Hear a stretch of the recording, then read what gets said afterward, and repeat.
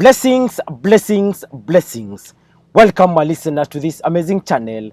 My name is Sam King, and I present to you the audio version of the Bible as it is written.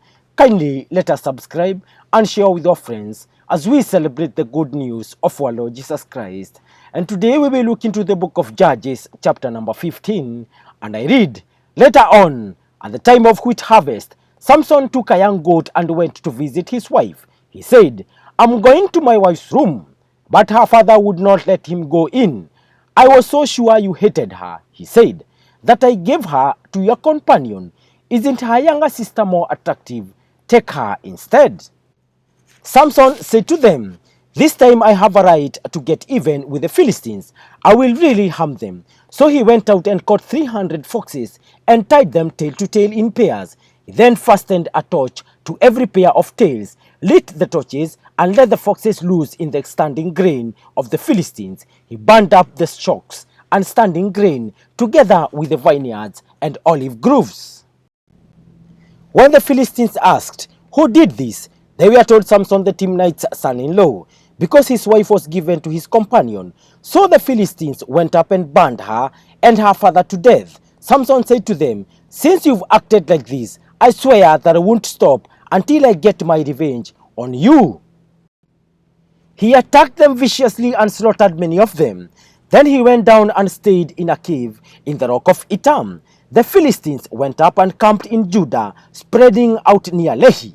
The people of Judah asked, 'Why have you come to fight us?' 'We have come to take Samson prisoner,' they answered, 'to do to him as he did to us.'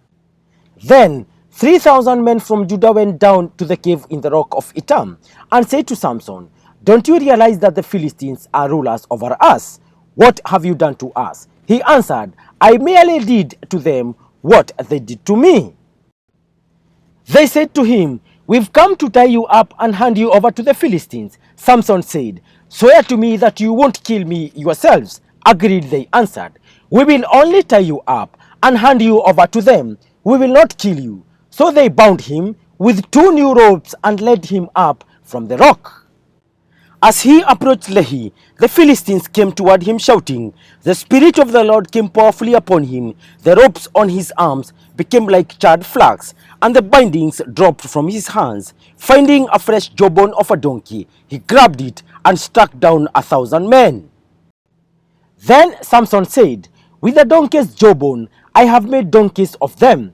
With the donkey's jawbone, I have killed 1,000 men.' When he finished speaking, he threw away the jawbone, and the place was called Ramath Lehi.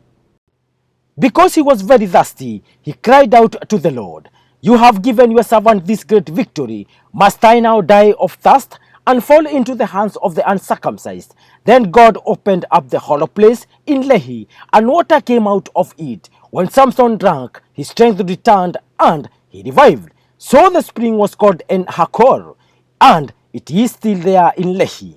Samson led Israel for 20 years in the days of the Philistines. Thank you, listener. That marks the end of today's presentation. Kindly let us remember to subscribe, and as I sign out in style. Peace.